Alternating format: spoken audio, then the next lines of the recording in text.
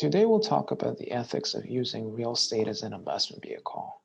We are Brianna, Jesus, Thomas, and Matthew. The question we'll try to answer is whether using real estate as an investment vehicle fit the American vision of life, liberty, and the pursuit of happiness. To do so, we'll focus on four areas: credit scores, redlining, asset manager purchases, and opportunity zones. The basic business rationale for credit scores is to increase the leverage of the creditor by preventing bad debtors from getting credit not only at their own financial institution, but also at other financial institutions. The incentives of banks and customers are at odds in at least two more subtle ways. First, the banks are more incentivized to report bad debtors than good debtors. Second, the banks are not incentivized to produce reports that are 100% accurate. Doing so would be too expensive, or at least not worthwhile enough from a revenue perspective.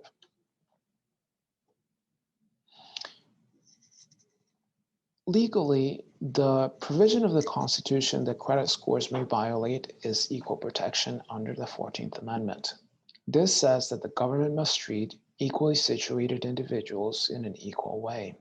It reflects on the American vision of giving equal opportunity for everyone to pursue their life in happiness. The group that has the strongest case is probably recent immigrants. They suffer directly and indirectly from the structure of credit scores. Directly because credit scores are based on credit history, and credit history simply doesn't travel from country to country. Indirectly because many mainstream financial institutions allocate points for being a US citizen or a longtime resident, which means that a US citizen might get a credit that an immigrant will not, simply because he's a US citizen. Now you can see how this sets up a vicious cycle. Because immigrants cannot get credits, they cannot build their credit history. Worse even, sometimes they are pushed to non-mainstream financial institutions, many of them predatory, which charge very high interest that sometimes prompt these immigrants to default, leaving them with a worse credit history than they started with. In my research, I came across three interesting proposals to improve credit scores. The first one is to prohibit the use of credit scores in non-lending contexts like employment. The second one is to use cash flow and utility payment history instead of using only credit histories. Some research I came across says that using cash flow and utilities is actually more predictive than a traditional FICO score. And it's also more inclusive of people that don't have credit histories, for example, immigrants. The last one is to include the lending terms in the report. This will signal to a bank that while someone may not be able to pay a predatory interest rate, they might be able to handle a loan at a more reasonable interest rate. Now I'll continue to talk about redlining in the US. So historically, homeowners loan corps would draw red lines around specific neighborhoods on maps and decide not to invest in those areas. So the term redlining was coined in the 1960s by John McKnight, and redlining is the systematic, racially driven composition of neighborhoods in cities across the US. The Federal Housing Administration was also an aid in this segregation. They would refuse to insure mortgages in African-American neighborhoods to African-American families. Later on in the mid-20th century, the Fair Housing Act of 1968 made redlining illegal. However, across the nation, the ramifications are still felt today. And you could see the effects of redlining still lingering in the student loan debt that is now accumulated in the US, also in credit cards and insurance policies. So African-American families previously were not permitted to purchase homes in the suburbs outside of major cities during the mid 20th century, even though many of those families had the FHA or VA benefits. And this led to generational gaps between African American and white families that are still felt today. And the rise in public housing also came as a result of redlining. And as you can see in these communities, life expectancy is almost 4 years lower in redline community. And we believe that potential improvements to rectify the history of redlining could include changing the criteria banks use to grant housing loans. And next, we'll talk about BlackRock. Thank you, Brianna. Another problem that we found within this idea of real estate and using real estate as an investment instead of as a pursuit of life, liberty, and the pursuit of happiness is institutional investors buying homes within the United States, with one of the chief offenders being BlackRock, a financial institution within the United States. We found that 300,000 homes are owned by institutional investors, and it is a growing and larger problem, with 15% of homes in the first quarter of 2021 being bought by institutional investors. This is problematic because these institutions are able to borrow money to buy these homes at a lower rate than a lot of single families that would typically be occupying those homes are able to borrow from. Institutional investors have much larger credit histories and therefore able to borrow at a lower rate. And this is also problematic because the corporate investors do not have the same ideals as the typical US family would. They're buying these homes, they're keeping them empty on purpose, or if they're not keeping them empty in order to raise the market value, they're aggressively raising rents on people instead, or they're filling the homes and having an absurd amount of fees. There's plenty of horror stories of people getting late fees on top of late fees on top of late delivery fees. So incredibly problematic for the real estate area. The argument that BlackRock uses is that they're buying these homes and fixing them up, kind of like someone would use as a side hustle. So they're arguing that they're doing these investments like someone would as a side hustle, but they're ultimately more so just gentrifying neighborhoods.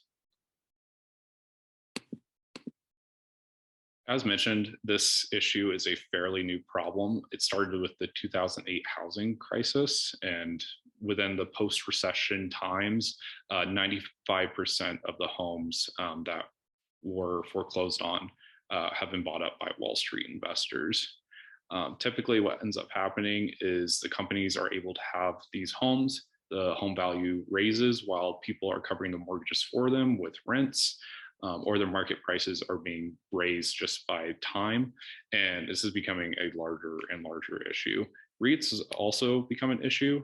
These have been a thing for a while, but people are able to buy shares of real estate like a stock, which is also a big part of what caused the 2008 financial crisis. And this is being expedited by BlackRock. This has disproportionately been affecting Black Americans and working class families as well. So the issue goes even deeper than just surface level. Ultimately, the solutions look like this: building more homes, increasing the supply of homes within the United States, even if there's no regulation that are put on institutional investors like BlackRock. Another area that could be improved is having governments stop blocking residential zones. Again, just increasing more homes in the area, less commercial real estate. And opportunity zones, which is what Tommy's going to go into next. Another good opportunity for money to be infused with impact investing into residential areas that really, truly need it. And lastly, you can see a quote there at the bottom, just truly explaining the true issue of institutional investors. So next, Tommy is going to get into opportunity zones. Now we're going to take this time to talk about opportunity zones. So opportunity zones, these are these new kind of ideas where individuals can invest previous profits and avoid paying taxes on these profits. So this gives an advantageous reason to invest in those areas. And just through investment funds alone, not only through individual acts, billions have been invested in these areas deemed opportunity zones. To qualify as an opportunity zone, you typically have to have a low income area where they want to use that investment to prompt economic development.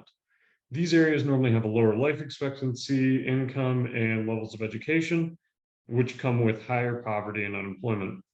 While in theory, these do support our American values that all are created equal and giving a fair shot, they also have led to some unwanted changes for the citizens, primarily some gentrification and furthering income inequality instead of correcting it as was intended. Now, let's look at these opportunity zones. There's been some studies calling it essentially gentrification on steroids.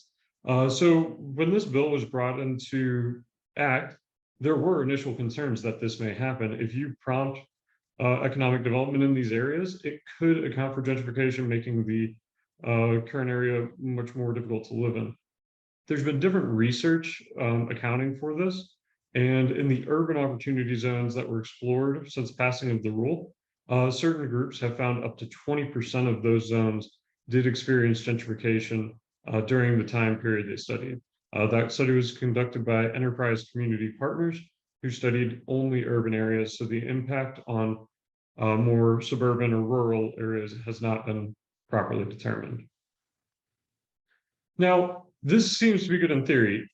Essentially 20% did have gentrification, but the remaining 80 did receive significant investment, which helped improve the community. So in order to improve this, we do believe that with additional regulations, ensuring that these investments go to the community, it would actually be a good system. So if they had more rigorous requirements for these investments and policies promoting these investments, then we could use that to actually work with the current residents. And then we would want to potentially look at improving the current opportunities in the area instead of developing new opportunities. And that would be investment in present businesses instead of the development of new ones. So in conclusion, we've discussed credit scores, which that's a method really important for real estate, which has disproportionately impacted different groups. Redlining, which has made the income gap and wealth gap and is impacts that are still seen today. We see these institutional investors, which are using it as a profit-making business and not giving everyone access to these housing. And then we also looked at our opportunity zones, which are good in theory, but should require some effort to make those target the people with the legislation. We think that these could be improved to make the system better for all. Thank you.